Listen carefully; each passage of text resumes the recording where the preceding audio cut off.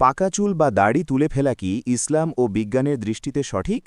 শাইখ আহমাদুল্লাহ এই বিষয়ে অত্যন্ত গুরুত্বপূর্ণ কিছু তথ্য শেয়ার করেছেন। অনেকের অভ্যাস থাকে ২-৪টি চুল পাকলেই তা তুলে ফেলা।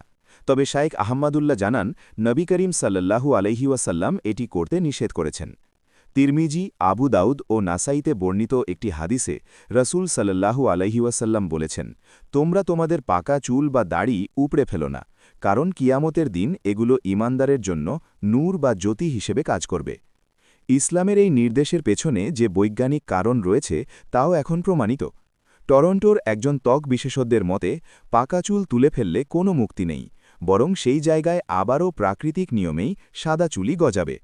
শুধু তাই নয়, পাকা চুলের গোড়া সাধারণত মোটা হয়, তাই তা জোর করে উপড়ে ফেললে ওই স্থানে ইনফেকশন হওয়ার প্রবল সম্ভাবনা থাকে। তবে ইসলামে মেহেদির মতো প্রাকৃতিক রঙের ব্যবহারের উপর গুরুত্ব দেওয়া হয়েছে, যা চুলের জন্য নিরাপদ ও সুন্নাহসম্মত। আল্লাহ আমাদের প্রিয় নবীর প্রতিটি নির্দেশ মেনে চলার তৌফিক দান করুন। আমিন।